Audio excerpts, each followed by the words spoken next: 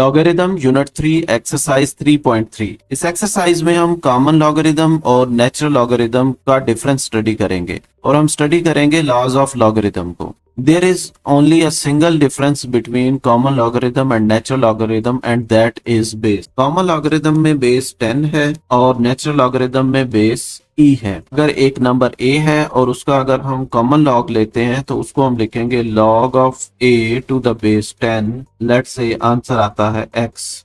इसी तरह से अगर हम इसका नेचुरल लॉगरिथम लेंगे तो हम लिखेंगे log of a to the base e is equal to y।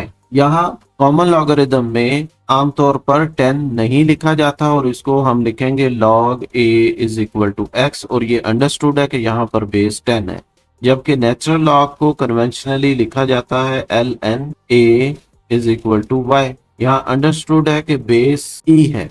यहाँ e यूलर्स कांस्टेंट है और इसकी वैल्यू 2.7182818 के अप्रोक्सीमेटली इक्वल है। अगर एक्सपोनेंशियल फॉर्म में कॉमन लॉग को लिखें तो हमारे पास वैल्यू आएगी 10 raise to power x is equal to a और अगर हम नेचुरल लॉग में लिखें तो ये आएगा e raise to power y is equal to a। Common log is more convenient to use in numerical calculations जबकि natural log practical investigation of science and engineering में यूज होता है। अब हम लॉज ऑफ लॉगरिथम के बारे में पढ़ेंगे। सबसे पहले हमारे पास है प्रोडक्ट रूल। सबसे पहले हम फर्स्ट करते हैं m to the base a बराबर है x के और log of n to the base a बराबर है y के। तो इसको हम लिख सकते हैं a raise to the power x is equal to m और इसी तरह से हमारे पास आ जाएगा a raise to the power y is equal to n।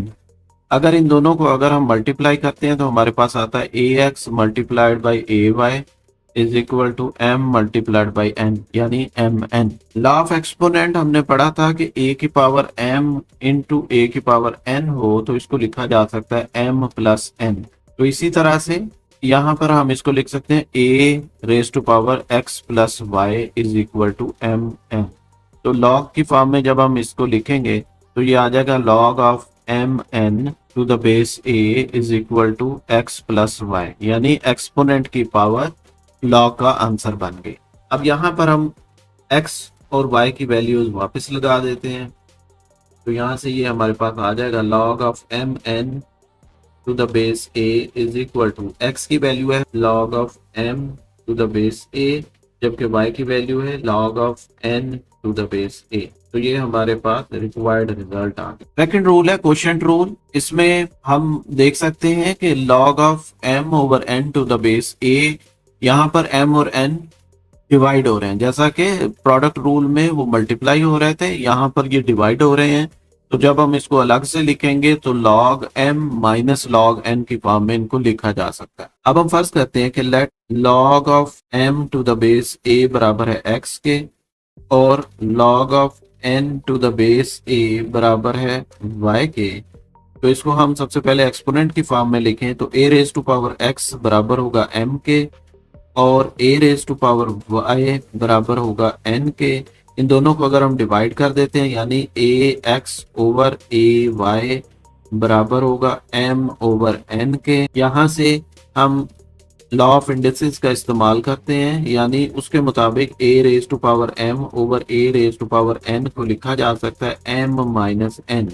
इस रूल को यूज करते हुए अगर हम इसको लिखें a raise to power x minus y तो इससे फर्क नहीं पड़ेगा। अब इसको वापस हम log की फॉर्म में लिखते हैं तो ये आ जाएगा log of m over n to the base a is equal to x minus y यानी एक्सपोनेंट की वैल्यू log का आंसर बन गई।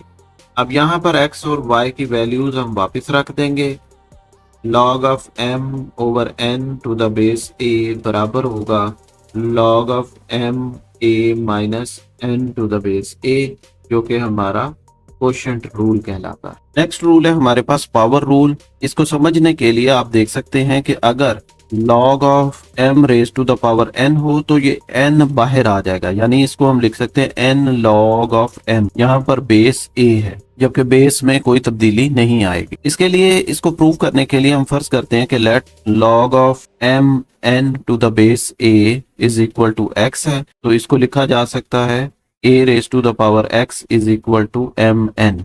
इसी तरह से हम फर्ज करते हैं कि log of m to the base a is equal to y है, तो इसको फिर हम एक्सपोनेंशियल फॉर्म में लिख सकते हैं a raise to the power y is equal to m की ये वैल्यू अगर हम इस इक्वेशन में पुट कर दें तो यहाँ से ये हमारे पास है m की ये वैल्यू, यहाँ से हम इसमें सब्स्टिट्यूट कर देते हैं, तो इस तरह से ये हमारे पास ax इज इक्वल टू आ जाएगा a y raise to the power n, और इसको हम लिख सकते हैं a raise to the power n y। अगर हम इनको कंपेयर करें तो दोनों बेसिस सेम है, और ये उसी वक्त मुमकिन होगा जब x बराबर होगा n y के। यहाँ x और y की वैल्यूज हम वापस लगा देते हैं। x बराबर है log of m n to the base a, तो यहाँ आ गया log of m n to the base a is equal to n उसी तरह से आ गया, जबकि y की वैल्यू है log of m to the base a, log of m to the base a।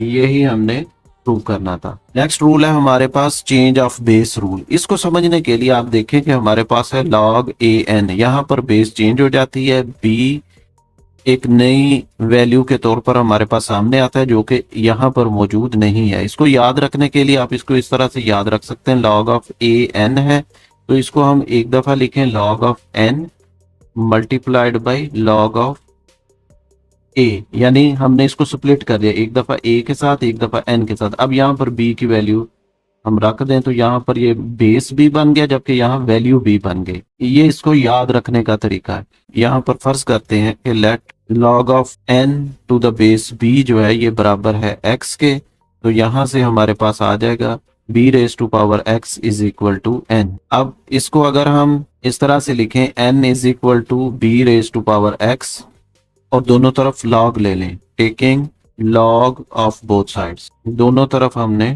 log ले लिया। log लेंगे तो ये हमारे पास बन जाएगा log ऑफ n, अब यहाँ पर log की बेस हमने a ली है, is equal to log of bx और बेस a है।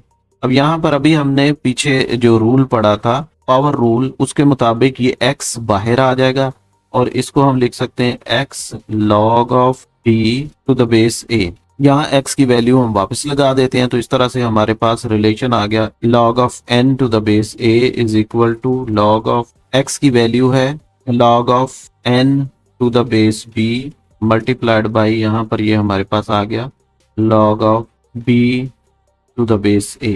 ये हमारा, अब इसी को अगर हम इस रिलेशन में n की जगह a पुट कर देते हैं तो यहाँ पर ये हमारे पास आ जाएगा log of a to the base a is equal to log of n की जगह a आ गया to the base b multiplied by log of b to the base a आ जाएगा।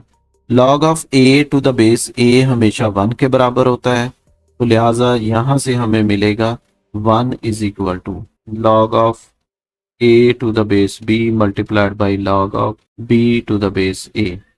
और ये हमने क्यों लिखा, क्योंकि log of a to the base a 1 के बराबर होगा। अब इस वैल्यू को अगर हम दूसरी तरफ ले जाएं तो यहाँ से हमारे पास आ जाएगा log of a b to the base a is equal to 1 over log of a to the base b। ये वैल्यू इधर मल्टीप्लाई हो रही है, दूसरी तरफ जाकर डिवाइड हो गई।